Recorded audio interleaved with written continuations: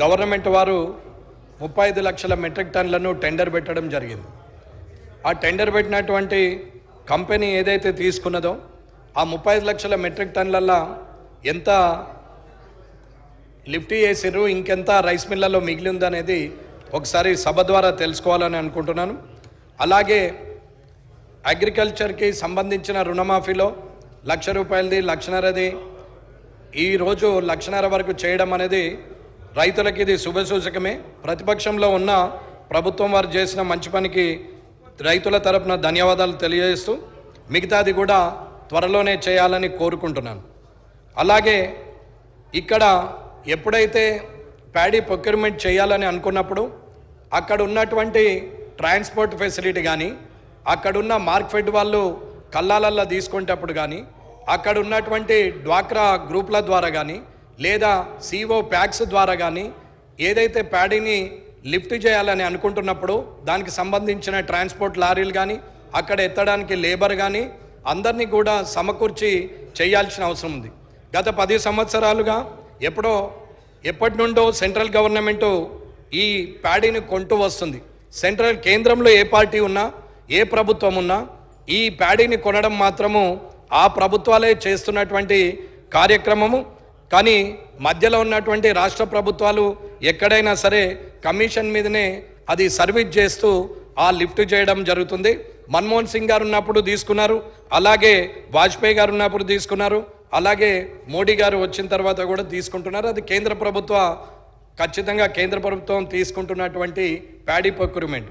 దీంట్లో ఇవన్నీ కూడా ఎఫ్సిఐ నుంచి మొదలు పెడితే మార్కెట్ కానీ, రెవెన్యూ సంబంధించిన వాళ్ళు కానీ, అక్కడున్న సిఓ ప్యాక్స్ కానీ అందరూ కూడా కలిసి ఎక్కడైతే రైతుల నుంచి పంట కల్లాలకు వస్తుందో ఆ కళ్ళం నుండి ఎత్తే ప్రయత్నంలో ఒక్కరోజు లారీ వెయిటింగ్ ఉండేటట్టు చూసి అక్కడి నుండి తీసుకురావాల్సిన అవసరం ఉంది.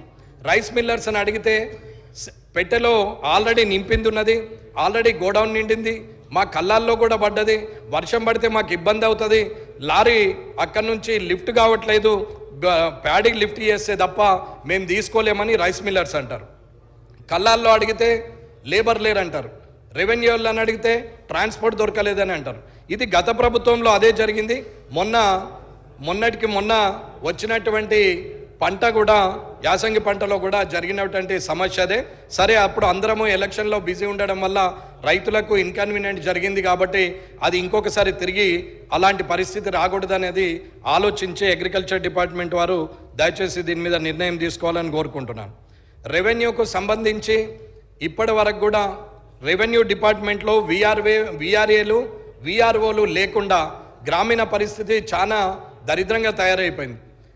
ధరణి వచ్చిన తర్వాత ఎప్పుడో ఉన్నటువంటి భూములు అవి మొటేషన్ చేసుకోక సాదా బైనామాల మీద కానీ పాస్బుక్ల ద్వారా తీసుకున్నా అక్కడ ఆర్ఓఆర్లో మొటేషన్ చేసుకోకుండా ఉండడం వల్ల అమ్మినటువంటి తాతలమ్మిన భూములు కూడా తిరిగి వాళ్ళ పేరు మీదనే ధరణిలో రావడం వల్ల అక్కడ ఉన్నటువంటి మిస్టేక్స్ వల్ల అవి భూములు గందరగోళం అయిపోయింది, ఒకరి పేరు మీద ఒకరికి మారింది.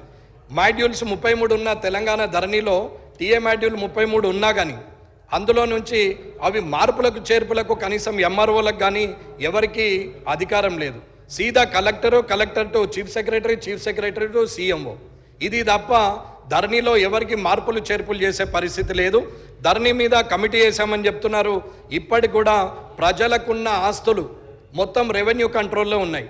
రైతులకు సంబంధించిన ఆస్తులు భూముల రూపకంగా ఉంటాయి. ఈ రూపకంగా ఉన్నటువంటి భూములు ఆ ధరణి ద్వారా ప్రతి ఒక్కరికి ఇబ్బంది అవుతున్నది. త్వరలోనే దీన్ని తొందరగా చేసి పెట్టాలనేది నా ఆలోచన. ఇకపోతే పంచాయతీరాజ్ డిపార్ట్మెంట్లో కొత్తగా మండలాలు ఏర్పాటు చేశారు. ఈ మండలాల్లో కనీసము అక్కడ ఉన్నటువంటి ఎండిఓ తప్ప వేరే స్టాఫ్ లేదు, ఫర్నిచర్ లేదు, ఆ బిల్డింగులు లేవు, ఇన్ఫ్రాస్ట్రక్చర్ లేదు. కానీ మండలం అయితే ఏర్పడింది. వాళ్ళకి కనీసము పాతయి కళ్యాణ లక్ష్మి చెక్కులు ఇవ్వాలన్నా కానీ ఆ కళ్యాణ లక్ష్మి లాగిన్ కూడా ఇప్పటి వరకు ఇవ్వలేదు. ఆల్రెడీ చెక్కులు రావాల్సిన వాళ్ళు కూడా, పాత గవర్నమెంట్ చెక్కులు రావాల్సినటువంటి ఈ ప్రభుత్వంలో కూడా అవి ఇంకా పెండింగ్లోనే ఉన్నాయి. కాబట్టి ఆ కొత్తగా ఏర్పడినటువంటి మండలాలకి ఖచ్చితంగా లాగిన్ ఎండిఓ గారికి ఇవ్వాలని చెప్పి నేను కోరుకుంటున్నాను. అట్లాగే ఇప్పటి వరకు ఎక్కడైతే ఈ విఆర్ఏలు విఆర్ఓలు అందరికి కూడా గౌరవ ముఖ్యమంత్రి గారు, గౌరవ ఫైనాన్స్ మినిస్టర్ గారు, రెవెన్యూ మంత్రి గారు, శ్రీధర్ బాబు గారు అందరూ మంత్రులను కలిశారు, అందరు ఎమ్మెల్యేలను కలిశారు, విప్పులను కలిశారు. విఆర్ఏలు ఎవరైతే 55 నుంచి 61 ఏళ్ళు ఏదైతే ఉన్నారో రిటైర్మెంట్కు దగ్గరగా ఉన్నటువంటి విఆర్ఏ వ్యవస్థలో ఉన్నటువంటి వ్యక్తులకు, వారి కుటుంబ వ్యక్తులకు ఉద్యోగాలు ఇవ్వాలని చెప్పేసి గత ప్రభుత్వంలో చెప్పారు. ఈసారి ఎలక్షన్లప్పుడు ఇప్పుడున్న ప్రభుత్వం కూడా వారికి మాట ఇచ్చింది. గౌరవ ముఖ్యమంత్రి రేవంత్ రెడ్డి గారు కూడా వారికి మాట ఇవ్వడం జరిగింది. వారందరు మంత్రులను కూడా కలవడం జరిగింది. కాబట్టి వాళ్ళందరూ కూడా దళితులే, వారందరికి కూడా ఇబ్బందికరమైన వ్యవస్థ ఉంది. పాపము వాళ్ళందరూ కూడా ఉద్యోగం లేక రోడ్డు మీద పడిపోయే పరిస్థితి వచ్చింది. కాబట్టి ఇది ఇంకా నాంచితే ఇలాగే సమయం దూరమైతా ఉంటే వారి కుటుంబ సభ్యులకి ఆ ఉద్యోగం ఇచ్చే పరిస్థితి చేయి దాటిపోతుందనే బాధతోని వాళ్ళందరూ తిరుగుతున్నారు. కాబట్టి ఆ విఆర్ఏలు ఎవరైతే ఉన్నారో అబ్జర్వ్ ఏదైతే డిపార్ట్మెంట్లలో వేసిరో వాళ్ళు 55 నుంచి 61 సంవత్సరంలో రిటైర్మెంట్కి ఉన్నారో వారి కుటుంబ సభ్యులకు మీరు ఖచ్చితంగా ఉద్యోగాలు ఇవ్వాలని చెప్పి మీరు మాట ఇచ్చినటువంటి ఫొటోస్ కానీ వారు మీతో కలిసినటువంటి రిప్రజెంటేషన్స్ కానీ అన్నీ ఇస్తున్నారు. ఒక నాకే కాదు, అసెంబ్లీకి వస్తున్న అందరూ అధికార పార్టీ, ప్రతిపక్ష పార్టీ మాకు అందరికి కూడా ఇస్తున్నారు. ఎవరైనా ఒకరు మా విషయం మాట్లాడితే కనీసం మాకుంటుందని దయచేసి వాళ్ళకి మీరు ఖచ్చితంగా ఆ కుటుంబ సభ్యులకి మీరు తిరిగి ఉద్యోగం ఇవ్వాలని కోరుకుంటున్నాను. అట్లాగే విఆర్ఓ వ్యవస్థ గ్రామీణ వాతావరణంలో గ్రామంలో ఎవరైతే అడుగు ఉన్నటువంటి ఉద్యోగస్తులు ఎవరైతే ఉంటారో గ్రామ స్థాయిలో వారు ఉన్నప్పుడే పరిపాలన సౌలభ్యం ఉంటుంది. జిల్లాకు ఒక కలెక్టర్ ఉండొచ్చు, జిల్లాలు 33 చేయొచ్చు, జిల్లాకు ఒక ఎస్పీ కావచ్చు, ఒక్క కాన్స్టిట్యున్సీకి ఒక జిల్లా చేయొచ్చు, కాదని నేను అనట్లేదు. కానీ ఏది చేసినా ప్రజలకు అనుకూల వాతావరణం చేయడానికి మాత్రము కింది స్థాయి ఉద్యోగులు ఉండాల్సిందే. పంచాయత్ సెక్రటరీ కావచ్చు, కారోబార్ కావచ్చు, శానిటరీ లేబర్ కావచ్చు, ఇది మన ఈజీఎస్ ఫీల్డ్ అసిస్టెంట్ కావచ్చు, అంగన్వాడీ సూపర్వైజర్ కావచ్చు, వాటర్మెన్ కావచ్చు, విఆర్ఎం కావచ్చు, అంటే మస్కూరీ కావచ్చు, ఆ విఆర్ఓ కావచ్చు, అక్కడ అన్ని డిపార్ట్మెంట్లకు సంబంధించిన లైన్మెన్, అట్లాగే వాటర్మెన్, ఇట్లా అన్ని డిపార్ట్మెంట్లకు సంబంధించిన వాళ్ళు గ్రామీణ స్థాయిలో ఉన్నప్పుడే అవుతుంది. ఇప్పుడు కొత్తగా అన్నీ ఆన్లైన్ అంటున్నారు. ఆన్లైన్ అంటే ఎవరికి చెప్పుకోవాలన్నా ఎవరికి అర్థం కాని పరిస్థితి. ఉన్నందరూ కూడా గ్రామంలో